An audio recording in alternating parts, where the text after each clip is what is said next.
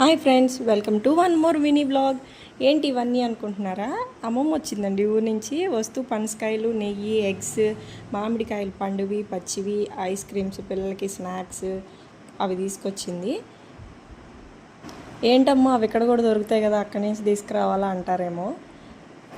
నాకు వాటితో పాటు పుట్టింటిని ప్రేమ కూడా దొరికిందండి. ఇక్కడ నేను కొనుక్కున్న వాటిల్లో అది ఉండదు కదా, అందుకని. అమ్మమ్మ సాటర్డే వచ్చిందండి. సాటర్డే నాన్ వెజ్ తినాం కాబట్టి టమాటా రైస్ చేసేసాను, సింపుల్గా అయిపోతుందని. బేసిక్గా అందరికీ ఒకటే పుట్టిల్లు ఉంటుంది, నాకు అలా కాదండి. నాకు రెండు ఉంటాయి, ఒకటి మా నాన్నమ్మ వాళ్ళది, ఒకటి మా అమ్మమ్మ వాళ్ళది. సో నేను అటు నాన్నమ్మ వాళ్ళ ఇంటికి వెళ్తాను, ఇటు అమ్మ వాళ్ళ ఇంటికి వెళ్తాను. వెళ్ళినప్పుడు ఎవరు కూడా నన్ను అస్సలు ఉట్టి చేతులతో అయితే పంపరండి.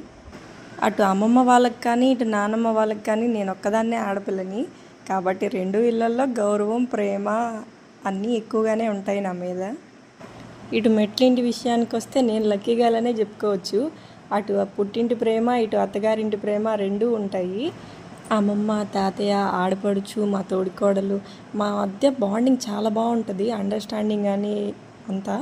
ఇక్కడ విషయానికి వస్తే అమ్మమ్మ, తాతయ్య, ఆడపడుచు, అక్క అందరం చాలా బాగుంటాము. పేరుకే తోడుకోళ్ళైనా కూడా ఇద్దరం అక్కలు చెల్లిలా ఉంటాం. అలా ఉంటుంది మా ఇద్దరి మధ్య బాండింగ్.